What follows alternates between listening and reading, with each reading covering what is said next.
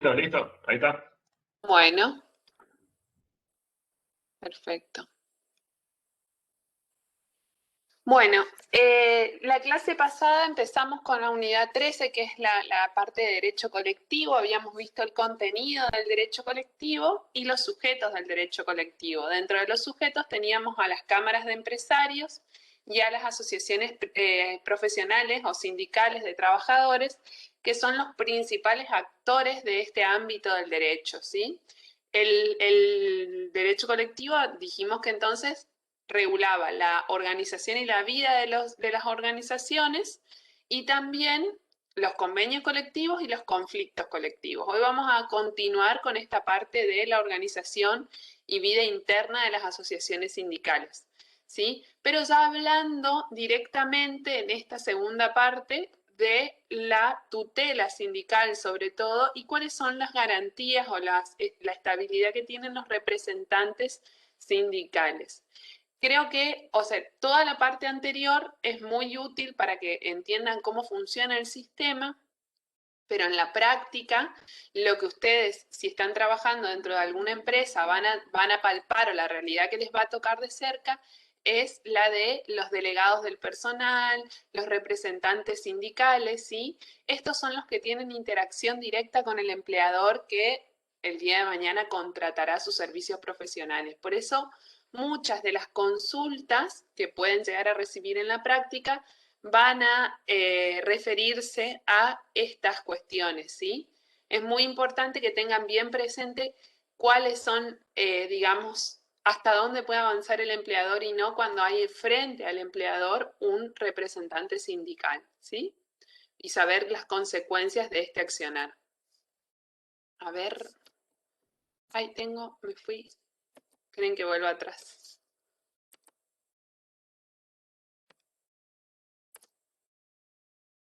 Ahí está. Bueno, habíamos visto cómo se organizaba la asociación sindical y también ahora lo que vamos a ver es cómo es representada en la práctica estas asociaciones sindicales, ¿sí? Las asociaciones sindicales son representadas por trabajadores que ocupan los cargos directivos dentro de los órganos de representación y conducción del sindicato, ¿sí? Y trabajadores que se desempeñan dentro de las empresas como delegados del personal. Cuando hablamos de estos trabajadores que ocupan cargos electivos o representativos dentro de los órganos de conducción del sindicato, nos estamos refiriendo a aquellos trabajadores que gozan inmediatamente cuando son electos de una licencia gremial y dejan de prestar cumplir funciones dentro de la empresa para ir a trabajar dentro del sindicato, ¿sí? Quiero que tengan presente esa diferencia. Pensemos en un secretario general, en Moyano, por ejemplo, ¿sí? Dentro del sindicato de camioneros. Él es un trabajador que fue elegido para formar parte de los órganos de conducción del sindicato. Por lo tanto, él en origen trabajaba dentro del sindicato de camioneros y creo que trabajaba en una empresa que hacía mudanzas hace un montón de tiempo, ¿sí? Entonces, cuando fue elegido para integrar estos órganos de conducción, dejó la empresa de mudanza, se le confiere la licencia sin goce de haberes y la reserva de puesto de trabajo dentro de esa empresa y goza de esa licencia por todo el tiempo que dure el mandato y deja de cumplir funciones efectivas en la empresa, ¿sí? Se va de la empresa al sindicato. Esa es una forma de representación, ¿sí? Y la otra es la del trabajador que es elegido por sus propios compañeros de trabajo dentro de la empresa y que asume el rol de delegado del personal y que sigue prestando servicios. Ah, se entrecorta el audio, bueno, avísenme. Sigue prestando servicios dentro de la empresa, ¿sí? Se te Esas son las... escucha, Verónica, se te escucha re bien, así que Ah, si bueno, hay... por ahí es la alumna. Cualquier cosa díganme y apago la cámara o vemos. Como Fíjense, quieras. cuando hablamos de, vuelvo para atrás un poquito para que tengan esto presente. Habíamos hablado la clase pasada que la organización del sindicato se da a través de dos órganos. El órgano de dirección y administración y la asamblea o órgano de deliberación donde se reúnen todos los afiliados, o en realidad, como dijo el doctor Hetzel en la clase pasada, los delegados a congresos, ¿sí? Se reúnen en un órgano deliberativo que sesiona y toma decisiones importantes. Cuando estamos hablando de estos trabajadores que son elegidos para ocupar cargos representativos dentro de la asociación sindical, estamos hablando de los trabajadores que van a integrar este órgano de dirección. Por eso ya no cumplen funciones en la empresa, ¿sí? El secretario general de una organización sindical, ¿sí? Es un trabajador liso y llano que desde el momento en que es electo deja de prestar servicio y va a este órgano de conducción y dirección. Eso quiero que tengan en cuenta porque para eso después entienden cómo funciona cada régimen, ¿no? Y como les dije, el trabajador que es el delegado del personal, que nunca deja de prestar servicios dentro de la empresa, ¿sí? Es el que defiende a los trabajadores dentro del establecimiento y vela por el cumplimiento de la normativa laboral, pero mientras cumple sus funciones. Es un trabajador más, ¿sí? Este segundo no goza de licencia gremial. Lo aclaro porque muchas veces nos damos cuenta en el examen que no se termina de entender la diferencia, ¿sí? Piensan que la licencia gremial la tiene cualquier persona que haya sido electa para cualquier cargo sindical, pero no. Quienes ocupen cargos selectivos o representativos dentro de los órganos de dirección del sindicato gozan de la licencia y quienes sean elegidos como delegados del personal no tienen licencia, sino que prestan funciones y velan por el cumplimiento de los derechos laborales de sus compañeros dentro del establecimiento, ¿sí? Y por estos segundos, generalmente, por estos delegados del personal, es por los que sus futuros clientes les van a consultar qué hago, porque el delegado está en la empresa, me molesta, me quiere, hace problema por todo, cómo podemos hacer. Generalmente las consultas que ustedes reciban en su mayoría van a ser sobre estos delegados del personal, ¿sí? Cargos electivos o representativos, ¿sí? Imaginemos quiénes son elegidos para formar los órganos de conducción del sindicato. En la ley de asociaciones sindicales nos establecen todos los procedimientos que hay que seguir para que se elija a los trabajadores que representan al sindicato, ¿sí? En cuanto a la forma de elección de estos, un secretario general o cualquier persona que integre alguna función en el órgano de dirección, va a tener que ser elegido por el voto directo y secreto de la mayoría de los delegados o afiliados, delegados congresales o afiliados, ¿sí? Los congresos de las asociaciones sindicales son eventos multitudinarios, como decía el doctor. Imagínense si se convoca a una asamblea a todos los empleados de comercio del país, ¿cuántas personas podrían llegar a ir? Entonces, como los sindicatos en Argentina suelen ser sindicatos verticales o de actividad y convocan a muchísima gente, lo que se hace es que cada establecimiento cada empresa elija un delegado para que vaya a esos congresos. Esos son los delegados congresales a los que se hace referencia acá en la Filmina. No sé si yo cuando marco con el cursor ustedes lo pueden ver. Sí, se ve. Bueno, Sí, se ve. Perfecto. Bueno, a esos delegados a congresos es lo que hizo mención el doctor Hetzel la vez anterior. Y bueno, entonces, los que en un congreso o todos los afiliados que participen o los delegados congresales van a ser los que elijan a los que integren los órganos de conducción del sindicato por voto directo y secreto, ¿sí?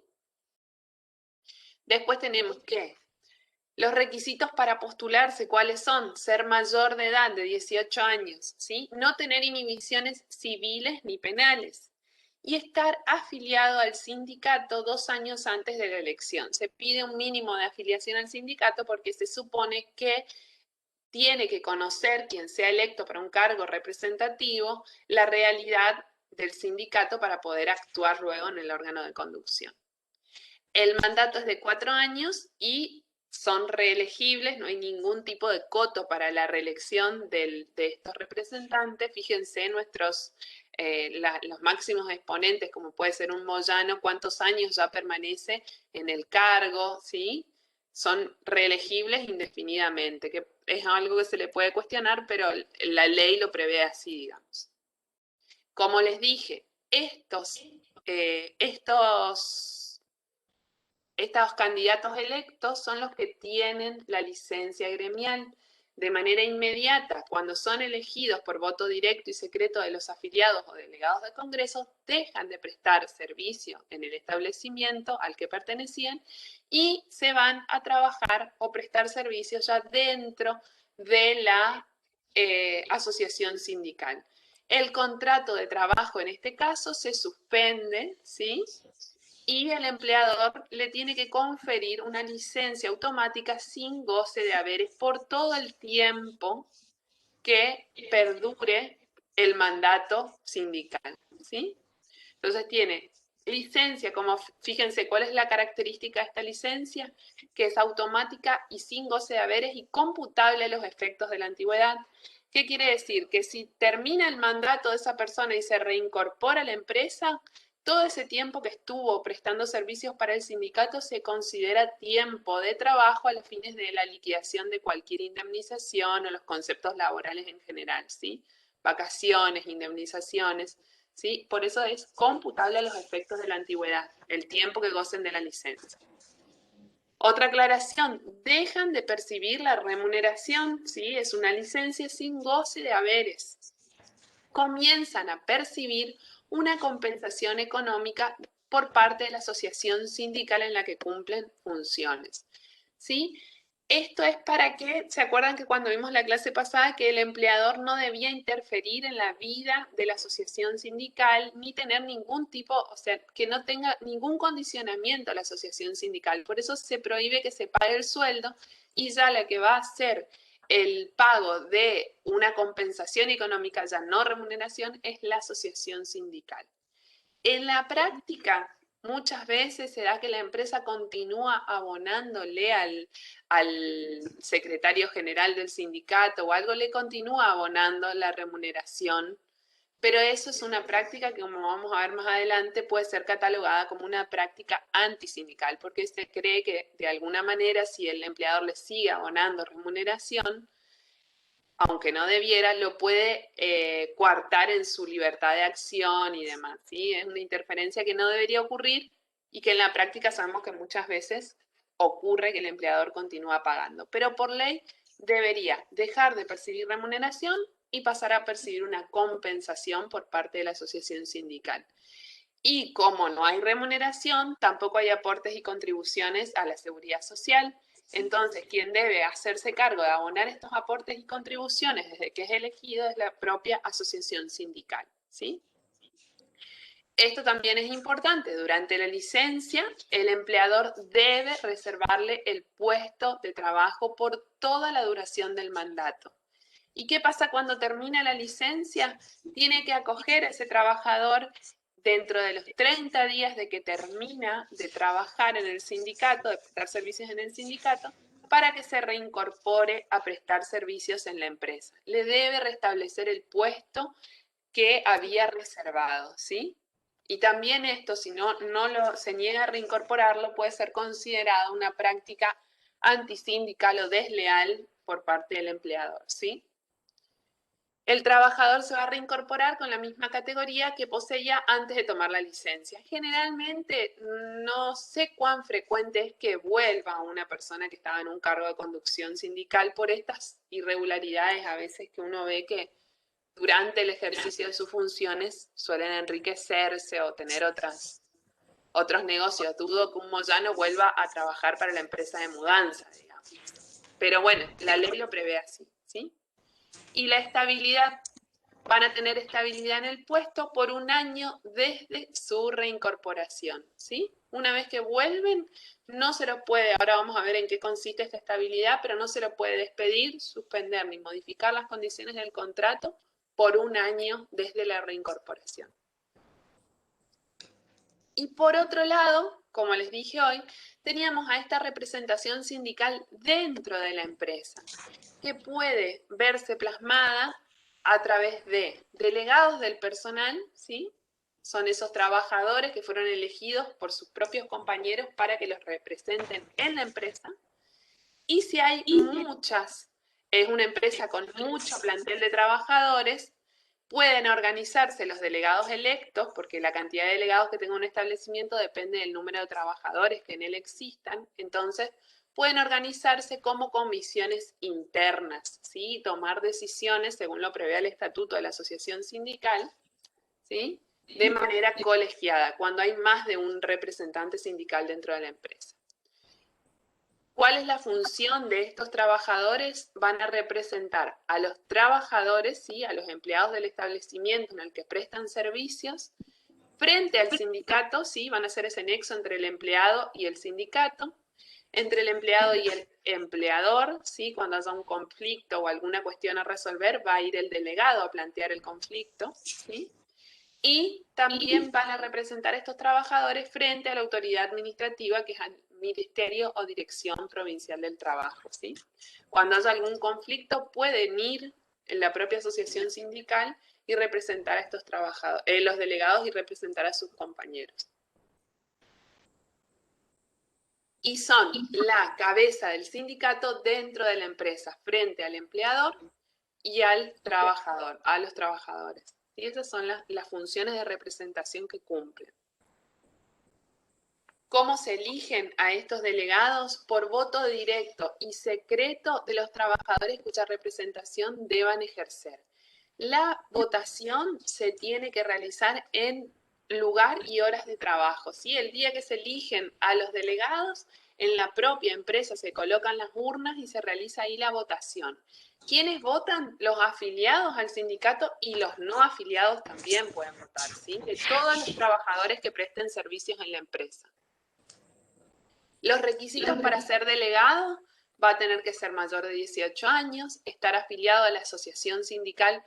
Pongo con negrito esto de que tenga personería gremial porque así lo dispone la ley. Como ya lo anticipamos la semana pasada, hay toda una serie de fallos que están poniendo en crisis nuestro modelo sindical, pero bueno, nuestra ley dice que los que pueden ser delegados del personal van a tener y tienen la tutela sindical, deben estar afiliados a una entidad sindical con personería gremial. Ahora lo vamos a explicar en un ratito, ¿sí? Tienen que tener una afiliación de 1 año al sindicato, ¿sí? Y de haber prestado servicios al menos 1 año en la empresa. Duración del mandato, 2 años, y también pueden ser reelegidos, ¿sí? Pueden ser revocados por petición de los propios representados y por sus propios compañeros de trabajo, o también por una votación cuando se haga un congreso de la asociación sindical, ¿sí? Por votación de los 2/3 de los asambleístas, ¿sí? Se los puede remover. Y gozan de estabilidad y tutela sindical, ¿sí? Durante el mandato, durante estos 2 años, y 1 año posterior a la finalización del mandato. Como lo aclaro en el PowerPoint, no gozan de licencia gremial, ¿sí? Estos son trabajadores que continúan trabajando y prestando servicio día a día en la empresa. ¿Cuáles son las funciones y por qué es tan importante la función del delegado en la empresa? Porque es quien va a estar palpando la realidad laboral diaria de los compañeros, ¿sí? Se lo elige para que los represente, los defienda y que haga cumplir la normativa laboral en el día a día. Por eso es importante que preste servicio, porque así es la única forma en la que va a estar consciente y conocer cuáles son los problemas o las circunstancias que pueden aquejar a los compañeros, ¿sí? Muchas veces se malentiende la función de los representantes sindicales y en realidad no es un privilegio, sino una carga en algún punto, debería ser. Muchas veces se transforma en un privilegio, ¿no? Pero debería ser una carga en el sentido de tener que velar porque se respeten el cumplimiento de la normativa laboral en el establecimiento. Entonces, por la ley de asociaciones sindicales, ¿qué funciones se le asignan a los representantes? Verificar la aplicación de normas legales y convencionales. ¿Qué quiere decir? Que tiene que controlar que se cumpla la ley de contrato de trabajo, el convenio colectivo de trabajo de la actividad y todas las leyes laborales que rijan la relación entre las partes, ¿sí? reunirse con el empleador periódicamente para hablar de estos temas, ¿sí? Y conversar de cuáles son los problemas que pueden aquejar a las partes. Y también presentar los reclamos o quejas de los trabajadores al empleador.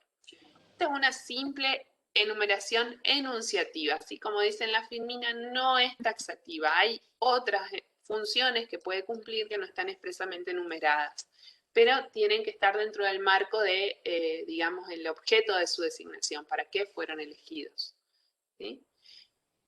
¿Cuál es la cantidad de delegados por establecimiento? Bueno, si tiene hasta 9 personas el establecimiento, por ley no hay obligación de tener un delegado, ¿sí? A partir de los 10 trabajadores hasta los 50, la empresa puede elegir un representante, un delegado por establecimiento, ¿sí?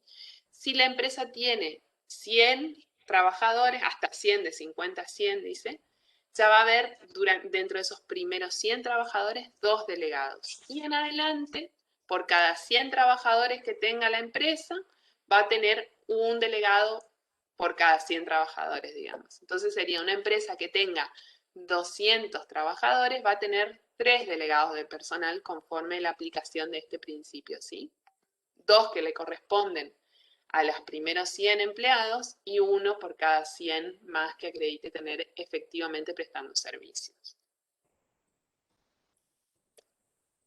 A ver, no puedo avanzar un segundito. Ahí está. Bueno, ¿cuáles son las garantías que tienen estos representantes sindicales? Y en realidad todos los trabajadores tienen una garantía especial, ¿sí? Que es la garantía del amparo sindical. Fíjense cómo lo prevé el artículo 47 de la Ley de Asociaciones Sindicales. Todo trabajador, cualquier trabajador o asociación sindical, tenga o no personería gremial, que fuera impedido o obstaculizado en el ejercicio regular de los derechos de la libertad sindical garantizados por la Ley de Asociaciones Sindicales, puede reclamar el amparo ante un tribunal judicial competente, ¿sí? Ante la justicia del trabajo, conforme al procedimiento, bueno, esa es una cuestión procesal, no importa, el cese inmediato del comportamiento antisindical. ¿Qué quiere decir esto? Que si un trabajador o una asociación sindical se ve perjudicada en el ejercicio de la libertad sindical, puede ir a pedir a un juez que ordene de inmediato el cese de ese comportamiento antisindical que lo aqueja. ¿Quién es el legitimado para interponer esta medida genérica o un amparo? Todo trabajador, ¿sí? Cualquier trabajador que se vea impedido o obstaculizado en el ejercicio de sus libertades sindicales lo puede reclamar. Y cualquier asociación sindical, sea simplemente inscripta o con personería gremial, puede reclamarle a un juez que ordene el cese de un comportamiento antisindical. ¿Contra quién se puede interponer esta medida? Contra el propio Estado, ¿sí? Los empleadores o las propias asociaciones sindicales. Cualquiera de estos 3 sujetos que atenten contra la libertad sindical van a poder ser objeto de una acción judicial por parte de un trabajador o una asociación que les diga no, están cometiendo una infracción a la libertad sindical, señor juez, detenga este comportamiento, ¿sí?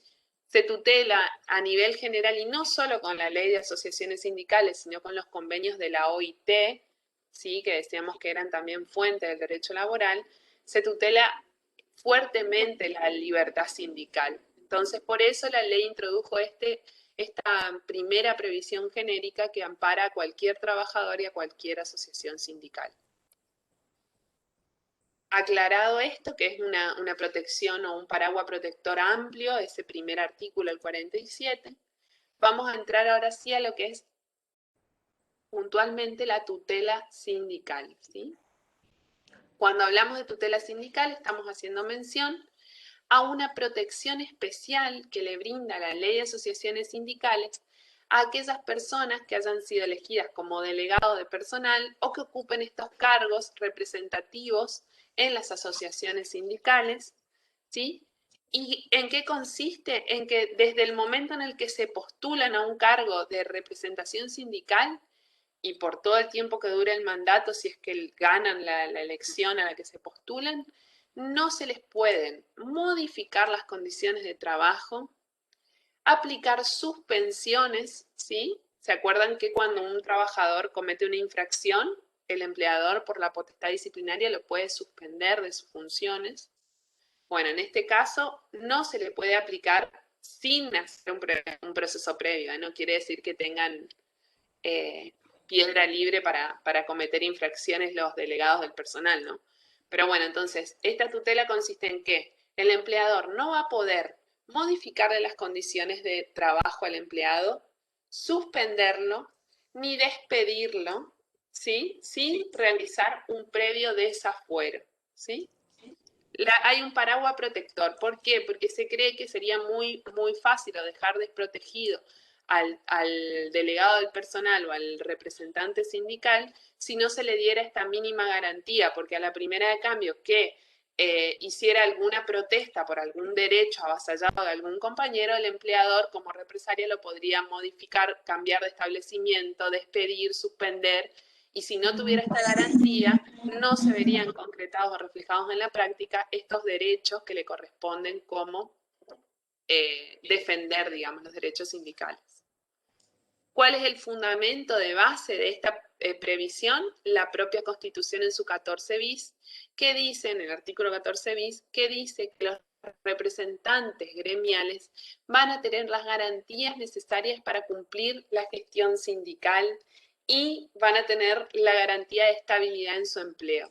Por eso es que la ley toma de este artículo y prevé que no se le van a modificar las condiciones, suspender o despedir a estos trabajadores, ¿sí? Durante el tiempo de duración del mandato y hasta un año posterior a la finalización, ¿sí? ¿A quiénes alcanza esta tutela especial? Por ley, actualmente en la ley de asociaciones sindicales, está previsto que solo alcanza a aquellos trabajadores que formen parte de una asociación sindical con personería gremial. Los fallos o la jurisprudencia actual dice que se amplía esta tutela también a los trabajadores que pertenezcan a asociaciones con simplemente inscriptas, ¿sí? Esa es la única aclaración por ahora les vamos a explicar bien. Entonces, la tutela por ley se establece o se tutela de esta manera a los electos en asociaciones con personería gremial que ocupen, como dijimos al comienzo, cargos electivos o representativos en asociaciones sindicales. Imagínense el secretario general de una entidad sindical. Quienes ejerzan la representación en la empresa, que es el delegado del personal, como dijimos, y quién se postule a un cargo de representación sindical, ¿sí? ¿Para qué está esta última previsión o esta última protección? Para no desalentar a aquel que quiera o tenga afinidad para ejercer funciones sindicales, porque si no sería muy fácil que cuando uno se postula, si no resulta elegido en la lista o cuando se postula lo despidan y de esa manera se saque de encima el empleador una persona que tenga inclinación a representar los derechos de los trabajadores, ¿sí? Entonces ya desde la simple postulación ya tienen la protección o la tutela sindical los trabajadores. Vamos a analizar cada una ahora, ¿sí? Cualquier cosa me van preguntando.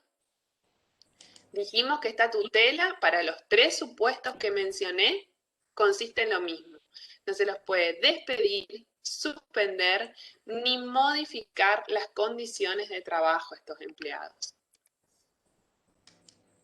Entonces, tutela de aquel que se postula a un cargo de representación sindical.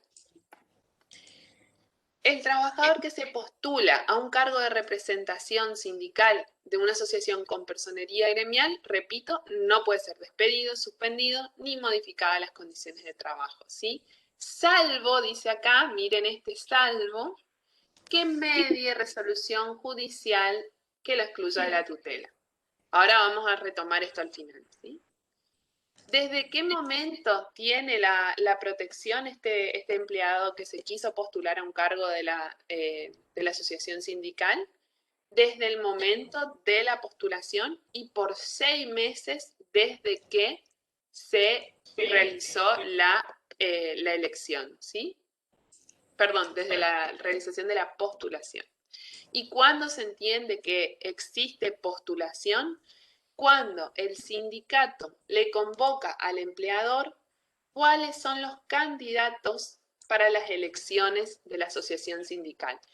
Por una simple nota, ¿sí? Cuando va a haber una elección, decimos que se renuevan los cargos cada 2 años, bueno, o cada 4 años los mandatos.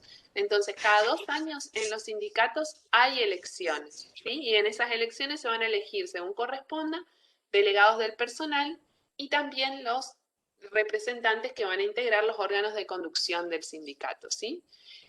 Cuando el empleador reciba esa lista de personal que se va a postular a las elecciones, desde ese momento ya no puede despedirlos, modificarle las condiciones ni suspenderlos, ¿sí? Y esto muchas veces ha generado conflictos porque a veces el empleador pasó por alto que tenía una persona que fue un postulante para un cargo de representación sindical que no fue electo y se olvidó que estaba en la lista, o no se olvidó, pero lo quiso despedir y después se encuentra que tiene que pagar una indemnización exorbitante porque ese empleado tenía una tutela especial. Entonces, por regla, ustedes si están dentro de una empresa, alerten al empleador que tenga bien presente, sobre todo una empresa que tenga gran cantidad de personal, alerten al empleador que tenga muy presente quiénes son los postulantes a los cargos de la asociación sindical, ¿sí? Que agende quiénes son todos los empleados que están postulados en esa lista que recibe. Porque desde ese día que firmó la recepción, tienen esta protección.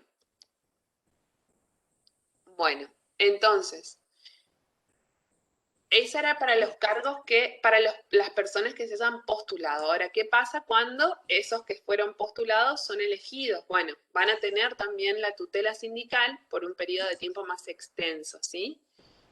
Es decir, va a durar la tutela toda la duración del mandato, que será de 2 o de 4 años, según sean elegidos como representantes del personal, delegados del personal, o según sean representantes de la asociación sindical, estos que hablamos al comienzo, que tienen la licencia gremial, ¿sí? Para que la tutela sea efectiva, tiene que haberse realizado la designación de estos trabajadores con todos los requisitos que establece la ley de asociaciones sindicales y el propio estatuto de la asociación sindical, y que se haya comunicado por escrito al empleador quiénes fueron los candidatos electos finalmente en esa elección, ¿sí? ¿Cuánto dura la tutela? Todo el tiempo que dura el mandato, que dijimos será de 2 o de 4 años respectivamente, y hasta 1 año después de finalizado el mandato de ese representante. Ahora vamos a hacer esta aclaración. No se los puede despedir, suspender o despedir o suspender o modificar las condiciones bajo ningún concepto a estos empleados. No, no es así, no es lo que dice la ley. La ley lo que dice es que no se los puede despedir, suspender ni modificar las circunstancias del contrato de trabajo sin hacer como medida previa a la suspensión o al despido una acción judicial que se llama acción judicial de exclusión de tutela, ¿sí? Si se omite esta acción judicial, ahí sí vamos a tener problemas. ¿Por qué? Porque muchas veces se cree que el delegado sindical puede hacer lo que desee en la empresa o que puede cometer una falta grave y aún así no se le puede hacer nada. No le damos un bill de indemnidad, digamos, no le estamos dando un paraguas protector de que puede hacer lo que quiera el delegado, sino diciéndole que al empleador que si quiere despedirlo o suspenderlo va a tener que ir a un juez y decirle, mire señor juez, yo quiero despedir a este delegado del personal porque, no sé, cometió riña en el establecimiento, ¿sí? Arengó una pelea o le pegó al gerente, vaya uno a saber qué infracción pudo haber cometido. Pero lo que quiere la ley es que antes de tomar la medida, ese empleador lo ponga en conocimiento a un juez y que el juez sea el que tome la decisión si hay que despedirlo o no, ¿sí? Por eso lo tiene que tramitar esta acción judicial de exclusión de tutela o paraguas protector. ¿Vieron cómo los diputados que tienen fueros? Bueno, estos serían los fueros sindicales, digamos, tienen esta protección, entonces previo a tomar esta determinación, el empleador va a tener que pedir que se le quite esta protección por esta acción judicial y recién ahí poder despedir, modificar o suspender a el trabajador, ¿sí? ¿Qué pasa si yo no hice como empleador, me enojé y lo despedí directamente porque fue y, no sé, golpeó al supervisor, el delegado, porque estaban en una discusión, lo golpeó, no tenía, o sea, lo fracturó, vas a uno saber qué. ¿Qué pasa si yo omito la exclusión de tutela y lo despido? El trabajador me puede solicitar la reinstalación en el puesto de trabajo y el restablecimiento de las condiciones o el restablecimiento de las condiciones si es que yo, por ejemplo, lo cambié de establecimiento, ¿sí? Puede pedir que vuelva la situación al estado anterior, ¿sí? Y también, que es lo que frecuentemente pasa, digamos, es considerarse injuriado y despedido y reclamar una indemnización muy agravada a ese empleador. Por eso, esto es como el kit de la cuestión, en mi opinión, que obviamente lo abro a mis compañeros, pero lo importante es que ustedes sepan qué tienen que hacer cuando el empleador desee despedir, suspender o modificarle las condiciones de trabajo a una persona que tenga tutela sindical. Como medida previa, siempre ir a pedir la exclusión de tutela al juzgado, ¿sí? Y tener siempre presente quiénes son los candidatos que se están postulando para un cargo de representación sindical y quiénes son los candidatos electos en ese acto eleccionario, ¿sí? Quiénes resultaron elegidos. Eso es lo que tienen que tener bien presente y agendado en la empresa para no cometer errores. Como le dijo el doctor la clase pasada, en los actos eleccionarios se eligen muchas veces no solo al delegado del personal, que ese el empleador lo conoce porque es el que va y lo hincha, le pide cosas, ¿sí? ¿Sí? Ese lo tiene bien presente. Ahora, en la lista a veces figuran 5 más que son delegado suplente por si este se enferma o delegado a congresos, ¿sí? Y esos son los trabajadores que a veces se pasan por alto y uno se olvida y capaz que el día de mañana el empleador le dice, bueno, hay que despedir a esta persona porque estoy cansada de verlo y quiero despedirlo sin causa. Bueno, o con causa y omito la exclusión de tutela y me olvidé que estaba en esa lista, bueno, ahí voy a tener estas condiciones, estas consecuencias, perdón.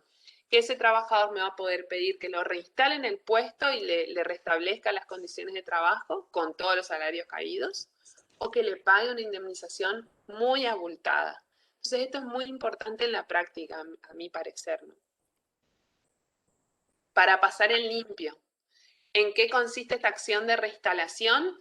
Si yo despedí a un trabajador que tenía tutela sindical y ese trabajador dice, no, yo quiero seguir trabajando, quiero seguir representando a mis compañeros, pido, como no me hicieron la exclusión de tutela, pido que se me reinstale en el puesto y le reclamo todos los salarios caídos, que son los salarios que dejé de percibir desde el momento del despido hasta el momento en el que se resuelva la acción judicial que plantea el trabajador, ¿sí? Fíjense todo el perjuicio económico. Y también si fue modificado en algo su contrato de trabajo, va a poder pedir el restablecimiento inmediato de las condiciones de trabajo. Si el empleador no cumple con la medida judicial, ¿sí? El juez le va a poder aplicar incluso astreintes, que son sanciones económicas especiales por cada día que se demore ese empleador en cumplir con la manda judicial de reinstalar al trabajador en el puesto, ¿sí? O restablecerle las condiciones. Esto es una posibilidad, puede que el empleado solicite esta reinstalación o restablecimiento de las condiciones, pero también puede que el empleado se dé por despedido de manera indirecta. Y acá es más todavía el perjuicio económico para la empresa. Porque si estamos hablando de un candidato no electo, estamos hablando de que tiene que abonarle una indemnización por antigüedad, ¿sí? Que se calcula, como vimos, sobre la cantidad de años de antigüedad que tenga en la empresa, y tomando como base la mejor remuneración mensual normal y habitual de ese trabajador. Tiene que abonarle, además de esa indemnización que ya de por sí generalmente es abultada, La remuneración por el periodo de estabilidad no agotado, ¿sí? Acuérdense que desde la postulación hay 6 meses de estabilidad para ese empleado.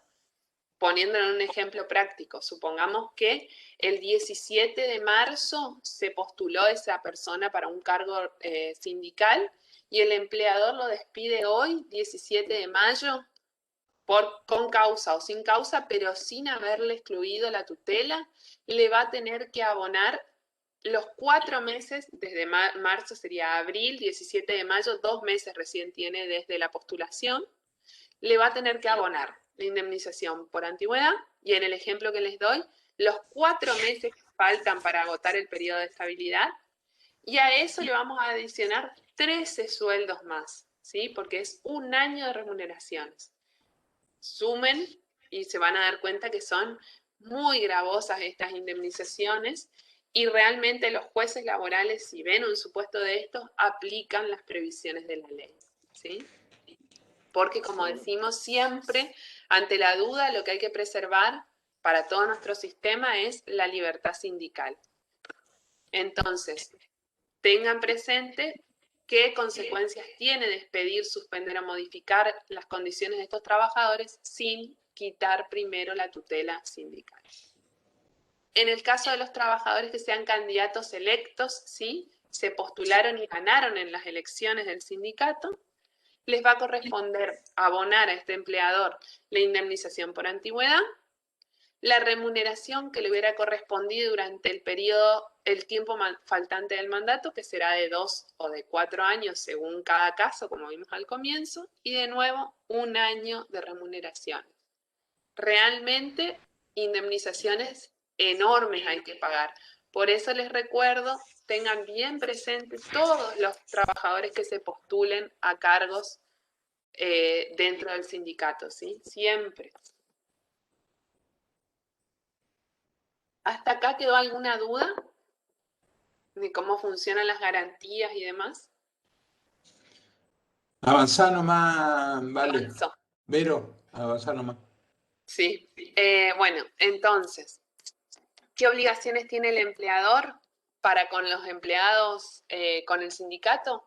Va a tener que facilitarle el lugar para el desarrollo de las tareas a los delegados dentro de la empresa, está obligado a recibirlos y a concertar reuniones con estos delegados, que son los que le van a traer los problemas de la empresa, a discutir cuestiones particulares del cumplimiento de la norma laboral. Y también va a tener que conceder a los trabajadores, a los delegados del personal que no gocen de licencia, ¿sí? Un crédito de horas mensuales retribuidas. ¿Qué quiere decir? Cuando el delegado tiene que hacer muchas veces gestiones que dentro del horario laboral, gestiones propias de su función. Y en ese caso, el empleador está obligado a reconocerle alguna cantidad de crédito de horas mensuales retribuidas, ¿sí? Para que haga estas gestiones sindicales. Muchas veces este crédito está pactado en la propia convención colectiva y a veces lo pactan las partes dentro de los principios de la buena fe, ¿sí? Obviamente habrá que ver en cada caso concreto, pero tiene derecho ese delegado a contar con algún tipo de horas mensuales para hacer actividades sindicales. Bueno, por la contrapartida de todos estos derechos de sindicales, le ponen al empleador la obligación de respetar, ¿sí? La sindical y demás tiene que ser respetada por el empleador. Entonces, ¿cómo se garantiza el cumplimiento o el respeto del empleador? Con estas sanciones que son las prácticas frente a prácticas sindicales que prevé la legislación, ¿sí? En la propia ley de asociaciones sindicales se habla ya de estas prácticas desleales o antisindicales. ¿Qué es una práctica antisindical? Una conducta típica del empleador o de las asociaciones profesionales que en forma directa o indirecta, por acción u omisión, obstruya o dificulte el normal desarrollo de las asociaciones sindicales, ¿sí? ¿Por qué decimos que son conductas típicas? Porque están previstas en una norma, están tipificadas, ¿sí? Fíjense, en el artículo 53 de la Ley de Asociaciones Sindicales nos establece taxativamente, que quiere decir que solo por estas causales vamos a estar frente a prácticas desleales y contrarias a los principios del derecho sindical, ¿sí? Y en ese caso enumera taxativamente cuáles son. Las voy mencionando un poquito más que nada, pero es parte de lo que ya hablamos. Está prohibido subvencionar en forma directa o indirecta a una asociación sindical, ¿sí? Fíjense esto también que les decía, que a veces se les paga el sueldo a una persona que haya sido elegida como secretario general de una asociación o algo, y en realidad eso es una forma de subvencionar indirectamente a una asociación sindical. Eso está en la práctica, no debería ocurrir, aunque a veces ocurre. Intervenir o interferir en la constitución, funcionamiento o administración de una asociación, ¿sí? Obstruir o impedir la afiliación de los trabajadores a una de las asociaciones, promover o auspiciar. Había unas cláusulas, creo que no las mencionamos, pero eran cláusulas prohibidas, ¿sí? No puede el empleador promocionar ni impedir la afiliación a un sindicato, ¿sí? Adoptar represalias contra los trabajadores que hayan participado en medidas legítimas de acción directa o en otras actividades sindicales, ¿sí? No puede luego desquitarse con esos trabajadores, ¿sí? Rehusarse a negociar colectivamente, que es lo que vamos a ver en la unidad siguiente. A ver. Se me trabó. Ahí está. Despedir, suspender o modificar las condiciones de trabajo de estas personas que estén ejerciendo los derechos sindicales, que es lo que vimos recién, ¿sí? Negarse a reservar el empleo. Dijimos que quien sea electo a un cargo de representación en el sindicato tiene licencia y reserva del puesto de trabajo, ¿sí? Negarle esa licencia. Despedir, suspender o modificar las condiciones de los representantes sindicales que gocen de estabilidad, ¿sí? Con los términos establecidos por el régimen. No, es lo que ya vimos. Practicar trato discriminatorio, cualquiera sea su forma, en razón del ejercicio de los derechos sindicales.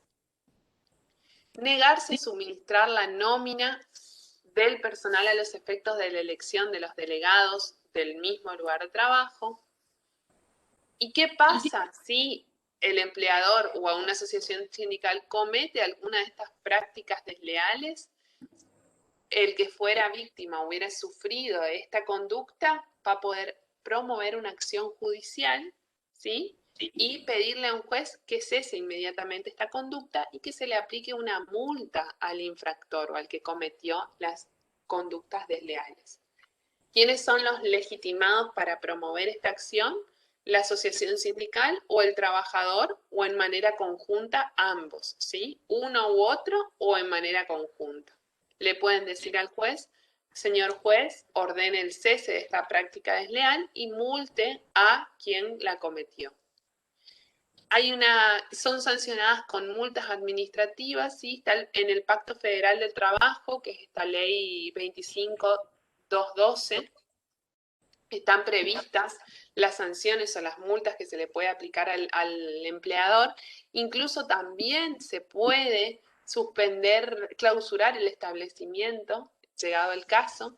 Y tengan presente, no vamos a entrar en ese detalle, pero que las multas son muchas veces en función de la cantidad de trabajadores que tenga el establecimiento, ¿sí? El 10% de la remuneración total de los trabajadores que tenga ese empleador en el establecimiento, o sea, son multas gravosas. El destinatario de la multa es la autoridad administrativa del trabajo, en el caso será el Ministerio de Trabajo o la Dirección Provincial del Trabajo, y que debe destinar lo ingresado en concepto de multa a mejorar el servicio de vigilancia o inspección de trabajo, de policía del trabajo. Y si hay unas 30, dijimos que cuando hay una manda judicial y el obligado a cumplirla no la cumple, el juez puede aplicar una multa especial, que es lo que conocemos como denominación como astreintes. Si el juez le aplica a ese empleador astreintes porque no cumplió con lo que le ordenó en la sentencia, esos astreintes van para el damnificado, es decir, para la asociación sindical o para el trabajador que hubiera promovido la acción por una práctica antisindical a fin de promover de alguna manera de que todos los que sean víctimas de alguna de estas acciones no se queden callados, sino que las denuncien para que se finalice con la práctica antisindical, ¿sí? Entonces la multa va para la autoridad administrativa y si hay algún tipo de astreinte o multa adicional que se le aplique por retardo en cumplimiento de la demanda judicial a ese empleador, ese astreinte va a ir para el damnificado, ¿sí? En eso consiste, digamos, las sanciones más que nada frente a la presencia de alguna práctica antisindical.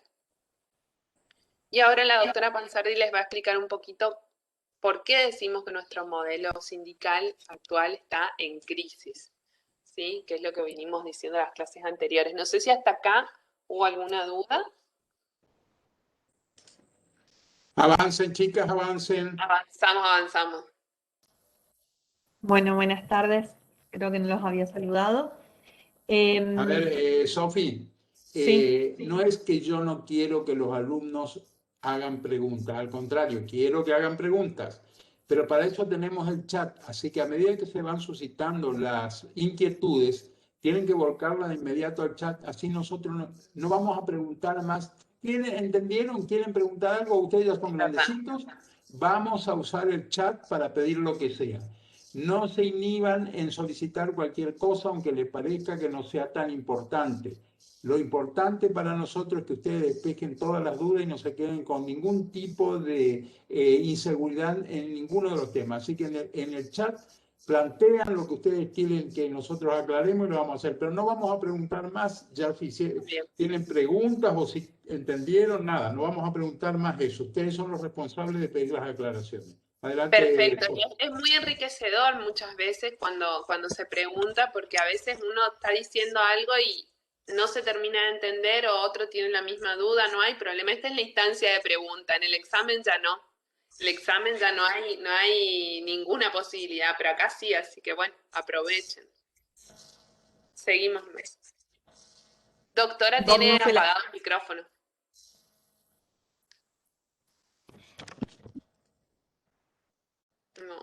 No se la escucha, Doc. Que haga señas. No. A ver, no, todavía no. ahí dejó de... No, ahí tiene apagado el micrófono. Recién tenía como activado el micrófono, pero igual no se la escucha. Bueno, mientras Sofía, tanto... ¿vos querés compartir o querés que yo siga con estas? No importa, seguimos así Son porque poquitas. son poquitas piriminas, así no perdemos el tiempo.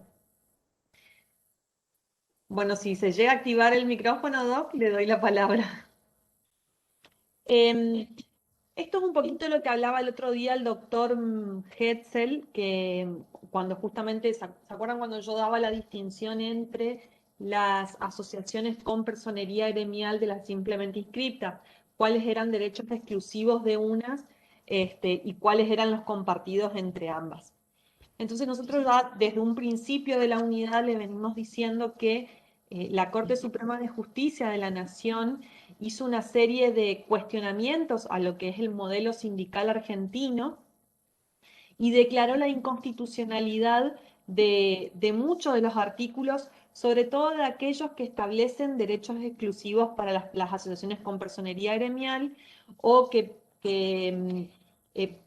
digamos, a las simplemente inscriptas de determinadas garantías, ¿sí? No solo la Corte Suprema de Justicia de la Nación, sino como vamos a ver también la OIT a través de la Comisión de Expertos en aplicación de convenios y recomendaciones, también ha hecho una crítica a lo que es nuestro modelo sindical. No me voy a adentrar a describir en pormenores lo que son los fallos, simplemente por ahí les voy a comentar de qué se tratan y les voy a dejar a ustedes esa tarea de, si tienen interés, acudir a la lectura, digamos, pormenorizada de los mismos. No es que en el examen se le va a preguntar puntillosamente de qué trataba cada fallo, pero sí es interesante que sepan que este modelo está bajo la lupa, está en cuestionamiento y que hasta incluso se ha declarado la inconstitucionalidad de muchos de los artículos de la ley de asociaciones sindicales. Lo cual, recuerden que nosotros en nuestro sistema la declaración de inconstitucionalidad de las leyes se da en el caso concreto, en el caso entonces de que, por ejemplo, un delegado de personal vea limitadas sus derechos en cuanto a la protección o garantías que tiene que ejercer, va a tener que acudir, digamos, a la justicia para que se declare en ese caso concreto la inconstitucionalidad. ¿Sí? Pero bueno, esto ya son fallos, van a ver que son del 2008, 2009, 2013, son fallos que ya tienen sus años y que lo que han hecho es ampliar, digamos, esas garantías que eran propias de las asociaciones sindicales con personería gremial a aquellas que son simplemente inscritas. ¿Sí? Entonces, como primer fallo tenemos lo que es AT1, le decimos, que es Asociación de Trabajadores del Estado, a través de un fallo, digamos, de la Corte Suprema del 2008. En este caso se declara la inconstitucionalidad. Lo que les sugiero es, cuando ustedes estudian ese tema, vean la filmina, agarren la ley, ¿sí? Y vayan viendo esos articulitos que por ahí les tienen acá, digamos, escritos, ¿sí? Para ver de qué se trata y a qué se declaró inconstitucional, ¿sí? Entonces, en lo que hace AT1, ¿sí? Bueno, ATE es la Asociación de Trabajadores del Estado que convocó a elecciones de delegados en el Ejército y en las Fuerzas Armadas.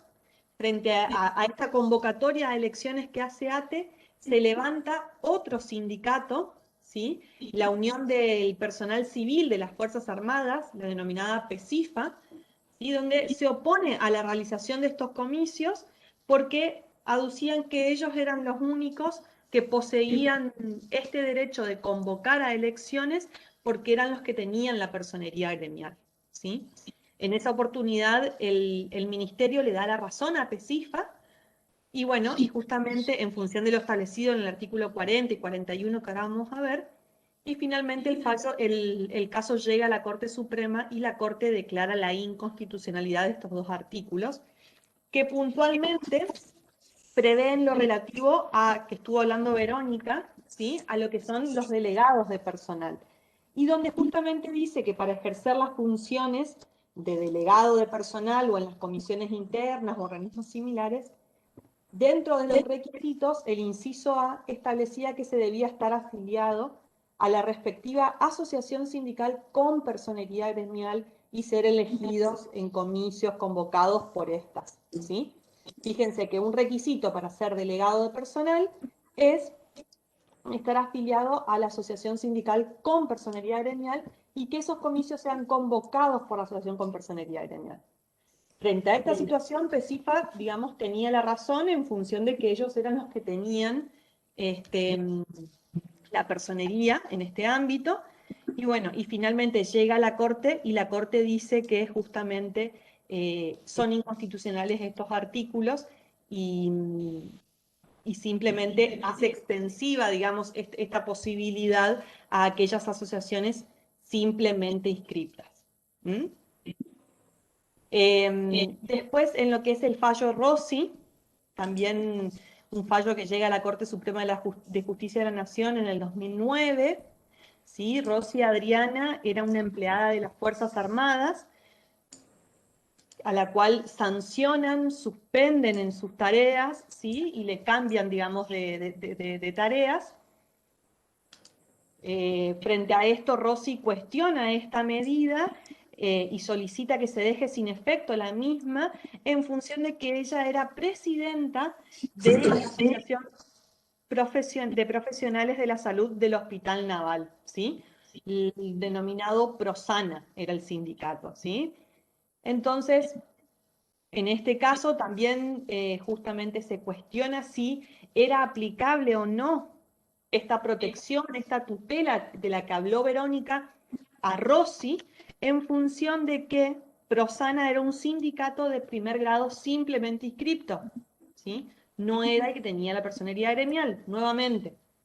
¿Puede o no tener la protección aquella trabajadora que no está adherida a a la asociación con personería gremial, bueno, eso es lo que contienen los artículos 35, 48 y 52, donde hace exclusiva esas garantías para justamente aquellos trabajadores adheridos al sindicato con personería gremial.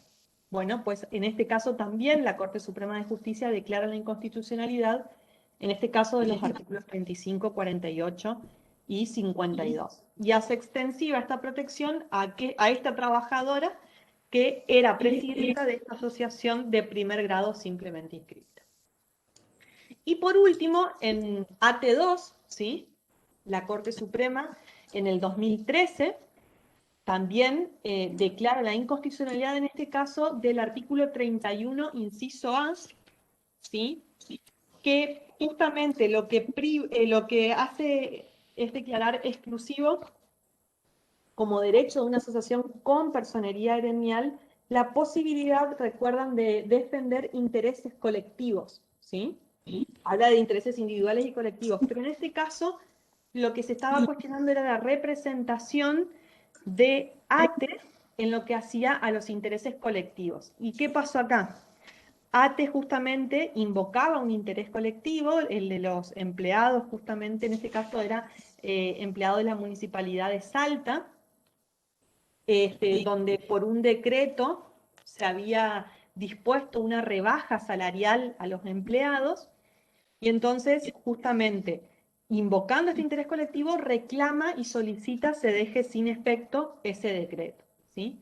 Frente a lo cual el municipio de Salta rechaza la demanda, digamos, plantea, digamos, que este era un sindicato simplemente inscripto y que el sindicato con personería gremial que representaba a los trabajadores era otro, en este caso el sindicato de municipales salteños, y que eran estos los que debían reclamar o representar los intereses colectivos. Bueno, en este caso también llega la Corte Suprema de Justicia y declara la inconstitucionalidad de este artículo en cuanto priva a las asociaciones simplemente inscriptas de la posibilidad de defender o representar intereses colectivos, ¿sí? Entonces, fíjense, AT1, inconstitucionalidad de aquello relativo a que solo los trabajadores afiliados a una asociación con personería gremial pueden ser delegados de personal, ¿sí? Ya en ese caso se declara la inconstitucionalidad. Después, con Rossi declara la inconstitucionalidad de los artículos que prevén la tutela sindical exclusivamente para aquellos trabajadores también afiliados a un sindicato con personería gremial, ¿sí? Todo eso del periodo de licencia, de las garantías propias de la tutela sindical. También declara la inconstitucionalidad. Y por último, con AT2 ya declara la inconstitucionalidad de los artículos relativos a la representación de los intereses colectivos, ¿sí? Fíjense cómo a lo largo de los años se ha ido cuestionando, pese a ello no hubo modificaciones aún a lo que es la ley de asociaciones sindicales, estos artículos están declarados inconstitucionales, pero siguen vigentes. Y bueno, hasta ahí lo que ha dicho un poco la Corte Suprema a través de sus fallos, ¿sí? Esto era lo otro que yo les decía, que a su vez también la Comisión de Expertos en Aplicación de Convenios y Recomendaciones de la OIT también se ha pronunciado sobre nuestro modelo sindical, ¿sí? ¿Y qué dijo puntualmente la Comisión de Expertos? Dijo que el hecho de otorgar ciertos derechos preferenciales a las organizaciones más representativas no atenta contra el principio de libertad sindical, ¿sí? Básicamente, ustedes quieren darle preferencia a estas asociaciones, está bien, per se esto no genera una violación al principio de libertad sindical. Pero ahora, ¿qué? Lo siguiente, la mayor representatividad no debería implicar para el sindicato que la ostente privilegios que excedan de una prioridad en materia de negociación colectiva, consulta por las autoridades o gobiernos y designación de los delegados ante los organismos internacionales, ¿sí? Entonces, ¿qué quiere decir esto? Que no es violatorio del principio de libertad sindical el hecho de privilegiar o darle cierta prioridad a aquellos sindicatos que tengan más representación. Pero únicamente esos privilegios deberían versar en materia de negociación colectiva, consulta por las autoridades o gobiernos de políticas laborales en la actividad, y también designación de delegados ante organismos internacionales. ¿Sí? Sophie, yo creo que ahí han omitido algo muy importante, que es la declaración de medidas de fuerza, que también está reservada, y eso nunca se cuestionó, únicamente a las entidades que tienen personería gremial. Las que no pueden hacerlo. Eso no se modificó y no hubo ningún tipo de cuestionamiento. Exacto, no hubo cuestionamiento. Está bien. ¿Sí? Entonces, sobre esas materias únicamente deberían versar los privilegios que se le den a aquellas asociaciones que tengan mayor representatividad, ¿sí? El resto, en realidad, ya empieza a colisionar, digamos, o a cuestionarse a la luz de lo que es el principio de la libertad sindical, ¿sí? Y un poco fue lo que dice la Corte Suprema justamente de Justicia de la Nación. Si querés pasar, Vero, cuando justamente afirma que la ley 23.551 no respeta la libertad sindical ni individual ni colectiva, no asegura la democracia sindical y el legítimo ejercicio de los derechos gremiales, y finalmente afirma que es inconstitucional por violentar el sistema democrático, ¿sí? Eso es un poco lo que dice la Corte a través de sus fallos y a través de las distintas opiniones, también en el caso de los expertos en la OIT, ¿sí? Por ahí, a veces uno dice, bueno, ¿para qué necesitamos saber todo esto nosotros como estudiantes de ciencias económicas? Y bueno, así como también ustedes tienen que saber esto del 245, que tienen este tope a la base de cálculo, y que existe un fallo, un leading case Bisotti, que dijo que era inconstitucional afectar más del 33% de la liquidación con eso. Lo mismo tienen que saber en relación a este tema, cómo manejarse con todos estos trabajadores que ocupen algún cargo dentro de la asociación sindical o sean delegados del personal. Saber que tienen que asesorar con la norma jurídica y también con la jurisprudencia actualizada, con estos fallos de la Corte actualizados a su empleador, y decirle, mire, señor empleador, ojo, no despidamos a este trabajador, no lo suspendamos.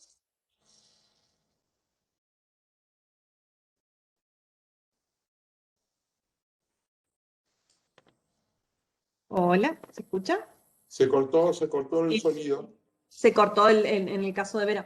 Termino un poco la idea de Verónica, es eso, ¿no? Si uno se queda únicamente con el estudio de la norma, ¿sí? Diría, bueno, sí, perfectamente podemos despedir a una delegada que no pertenece a una asociación con personería gremial, ¿sí? La despedimos y después corremos el riesgo de que esa delegada, no es el riesgo, es un riesgo bastante cierto, porque lo más probable es que vaya, cuestiones judicialmente o ese despido o esa suspensión o ese cambio de tareas, ¿sí? Y termine en un juicio adverso para la patronal, ¿sí? Entonces, por eso decimos, estas cosas están muy bien estudiar la ley, porque como dijimos, no se encuentran derogadas, pero sí sepamos de que la Corte Suprema, como órgano máximo de lo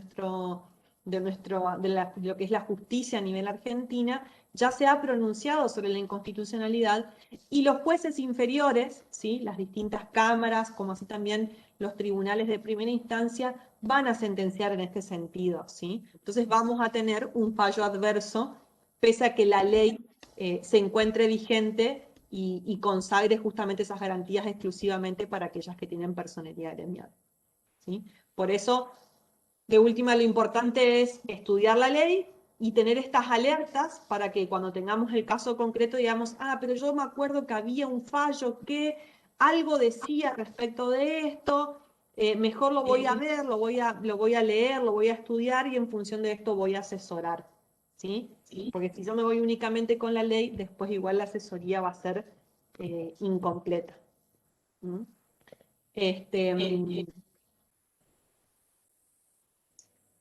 Con esto terminaríamos un poco lo que es la unidad 13, ¿sí? Yo sigo teniendo, no sé si Vero podrá sacar la pantalla compartida. Bueno. Doc, ¿usted quería decir algo más? ¿Volvió el sonido para Patri? Esa que tiene como apagado el micrófono. Bueno, sigan, chicas. Ahí está.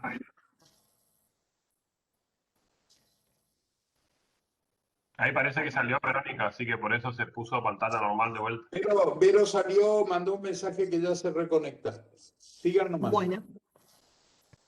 Entonces, si de esto ya no hay ninguna duda, comenzaríamos con lo que es la unidad 14, ¿sí? A ver, voy abriendo.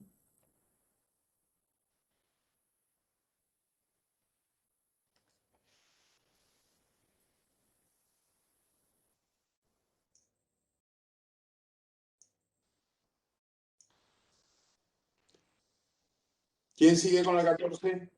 Nosotras. Bueno, denle, no esperen. Lo que pasa, ahí estoy abriéndola. Está bien. Ahí estoy. Listo. Me desaparecí. Empezamos con la 14, Vero. Dale, ¿la Aunque abrí sea vos? sí, Sí. aunque sea las primeras nociones. Dale, sí, no hay problema. Pues, continuamos hasta las y 30 entonces. O a las y 40 o y 45, depende de lo que tengan ganas ustedes de hacer.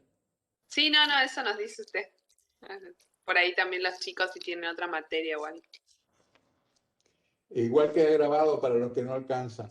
Bueno. No, vamos a aprovechar, tenemos 10 minutos, no es mucho lo que hay, Sí, así que tienen abrir y empezamos con el primer punto. perfecto. Bueno, entonces, hasta acá vimos cómo funcionan las asociaciones sindicales y vimos también que el derecho colectivo se ocupaba de 3 aspectos, ¿sí? Funcionamiento y constitución de las asociaciones sindicales, los convenios colectivos y los conflictos colectivos. Ese era el contenido del derecho el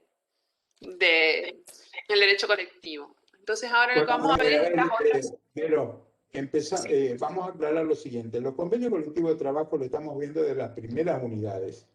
El otro día cuando estábamos conversando si está en el convenio colectivo, si no está en el convenio colectivo, ya partimos de un punto que conocemos, que es la calidad de fuente del derecho laboral específica de los convenios colectivos. Ahora vamos a ver en detalle qué son, cómo se gestionan y para qué sirven. Pero el conocimiento general de lo que es el convenio colectivo, ustedes lo conocen. Y lo importante que ahora van a desarrollar o van a complementar es cómo se hace la negociación colectiva, cuyo fruto es justamente un convenio colectivo.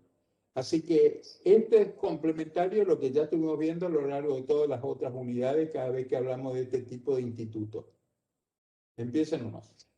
Perfecto, vale la aclaración. Ya dijimos que la relación laboral entre las partes se rige por la ley de contrato de trabajo y por el convenio colectivo de cada actividad, ¿sí? Porque cada actividad, hay muchas actividades laborales y cada una tiene sus particularidades, ¿sí? Imagínense la actividad de un comercio, de un kiosco, ¿sí? O la actividad de una empresa que fabrica, no sé, telas, son actividades distintas y cada una tiene particularidades distintas, entonces no sirve para todos la misma normativa. Por eso decimos que cada actividad está regida por un convenio colectivo de trabajo. Entonces, cuando tengamos a nuestros clientes enfrente, va a haber que asesorar no solo con los contenidos generales de la ley de contrato de trabajo, sino siempre tener presente y a la mano el convenio colectivo que regula la actividad en la que se desarrolla ese empleador que nos consulta, ¿sí? Entonces, ¿cuál es el régimen legal que rige lo relativo a los convenios colectivos? Está establecido o parte la regulación legal del 14 bis, ¿sí? Que autoriza a los gremios a concertar convenios colectivos de trabajo. la ley 14250 que nos establece todo el procedimiento para la negociación colectiva, como así también la 23546. Vamos a ver toda esta normativa en este segmento, ¿sí? Seguimos nomás. ¿Qué es un convenio colectivo de trabajo? Es una convención, un acuerdo escrito relativo a las condiciones de trabajo y empleo y a las remuneraciones, ¿sí? Cuando ustedes hablan de la escala salarial, siempre tenemos que mirar la escala salarial que haya previsto para la actividad del convenio colectivo. Sí, entonces este acuerdo escrito contiene las condiciones de trabajo, de empleo y las remuneraciones, ¿sí? Y es celebrado por un empleador, un grupo de empleadores o una asociación profesional de empleadores, que son estas cámaras empresarias, y una asociación sindical de trabajadores con personería gremial. Como les dijimos recién, esto no es cuestionado en nuestro sistema, o sea, la entidad más representativa de los trabajadores en una determinada actividad, que es la que tiene la personería, es la única facultada para negociar colectivamente, ¿sí? Y Recuerdan que en la clase pasada estuvimos hablando también de la homologación. claro. Muy bien, acá en el concepto ya está comprendido de nuevo la terminología de homologación. Debe ser homologado por el Ministerio de Trabajo. Ahora vamos a ver qué es efecto erga omnes. Las doctoras que son civilistas también le van a explicar. Bueno, erga omnes dice acá, entonces estamos diciendo que el convenio colectivo es un acuerdo escrito, ¿sí? Que versa sobre las actividades, las condiciones de trabajo y las remuneraciones, que se celebran entre las partes mencionadas y que debe ser homologado por el Ministerio de Trabajo de la Nación para tener efecto erga omnes. Erga omnes es para que sea válido u oponible frente a todos. Vamos a desmenuzar bien el contenido de esto, pero el convenio colectivo, ¿qué pasa o qué diferencia hay cuando yo celebro un acuerdo? Por ejemplo, un contrato de alquiler. Celebro yo, Verónica, con Sofía, le alquilo una casa y hacemos un convenio escrito sobre las pautas y las condiciones de ese contrato de alquiler. ¿A quiénes obliga ese convenio? A Sofía y a mí, ¿sí? Que somos quienes firmamos el acuerdo. La particularidad o la característica de estos convenios colectivos es que el efecto o las cláusulas que en él se pacten no son solo obligatorias para aquellos que intervinieron en la negociación y que redactaron el cuerpo del convenio, sino para todos los empleadores y todos los trabajadores que se desempeñan dentro de la actividad a la que el convenio se refiera. ¿Sí? Ese es A ver, hay un versito, Sofía, hay un versito cuando se habla de la naturaleza jurídica, no sé si está más adelante, que dicen que el convenio colectivo de trabajo es un contrato. Sí, tenemos. Tiene la Alma forma de de un contrato, y pero cuerpo de ley. tiene el alma de una ley. Ahí nacen como un contrato en virtud de su forma de celebración, pero con la homologación adquieren fuerza de ley. Los términos opuestos, entre comillas, de erga omnes sería interpartes. En los contratos particulares es entre las partes que intervinieron. En el convenio colectivo de trabajo, la otra posibilidad es que sean válidos o imperativos erga omnes respecto a todos, hayan o no participado. Por eso el tema de la homologación. ¿Por qué insisto con esto? Porque acuérdense que en la clase pasada ya estuvimos comentando de qué se trataba. Este es el momento en que ustedes entiendan perfectamente. Fíjense, sí. Exacto, un acuerdo jurídico que es un contrato, como lo es, sin lugar a duda, lo es el convenio colectivo de trabajo, es un contrato, ya van a ver las partes.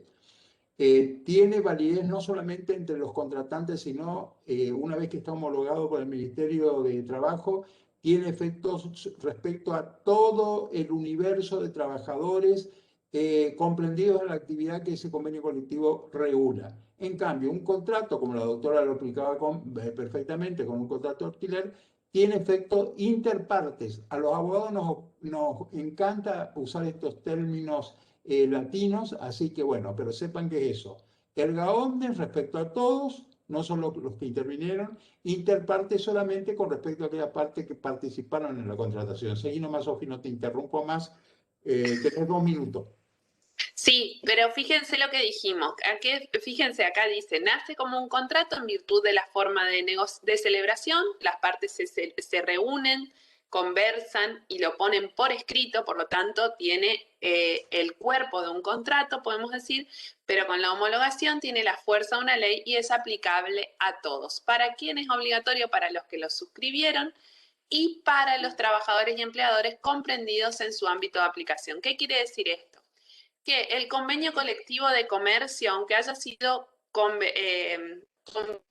celebrado entre una cámara empresaria y entre el sindicato de empleados de comercio, ¿sí?, que son las partes que negociaron y lo escribieron, es aplicable a todos los que estén en el ámbito de aplicación. ¿Qué quiere decir? Que es aplicable al kiosco de la esquina de mi casa, que el almacenero está hace 30 años trabajando y que nunca participó en la ronda de negociación y tampoco se puso a sentar a negociar ni a concertar el convenio, pero le es aplicable porque tiene fuerza de ley, ¿sí? Es aplicable a todos los que se desempeñen en la actividad. ¿Se entiende? Perdón, yo pongo la costumbre de preguntar se entiende, pero ya dijimos que si no lo preguntan. Entonces, la característica de esto, sí. Bueno, la característica es que tiene rango inferior a la ley y que es, porque no es una norma jurídica, una ley propiamente dicha, perdón, y es una fuente autónoma del derecho del trabajo, ¿sí? Una fuente de derechos y obligaciones propias de nuestra materia. Y es muy importante que siempre, cuando asesoren, tengan a la mano el convenio de la actividad de la que se trate, sobre la que le están... Acuérdense que hay tantos convenios como sindicatos y actividades, porque cualquiera puede hacer un convenio colectivo de trabajo siguiendo los procedimientos que vamos a ver justamente en esta ley que las doctoras van a desarrollar. Bueno, sí. Son las 1:30. Sí, dejamos si les parece. Acá dejamos, y yo les quería decir que el día viernes 28 vamos a desarrollar durante 1 hora el contenido de la materia y la media última hora la vamos a destinar a contestar consultas porque el lunes 31 es la mesa de examen. ¿Está? Así que preparen, no vamos, si no hay preguntas preestablecidas en el chat, nosotros directamente vamos a continuar el desarrollo de la materia. Pero si hay preguntas, vamos a cortar a las 16 horas el desarrollo del contenido y vamos a empezar a responder conductas y hacer aclaraciones dirigidas a que ustedes vayan más claros al examen. Esto queda así establecido. Si querés, Guido, lo pones en la página, en el aula virtual. En el aula. Sí, doctor. No, y también pongo en WhatsApp, también pongo en el grupo. No, perfecto, para que todos sepan y los que no están viniendo que se enteren también. Bueno, hasta acá llegamos. Nos vemos. Seguimos el miércoles. El próximo miércoles, efectivamente. Bueno. Hasta el miércoles. Adiós. Clarita, ¿vos ya tenés sonido? Que no. Se fue. Bueno, nos vemos. Sí. Bueno, chao. chao.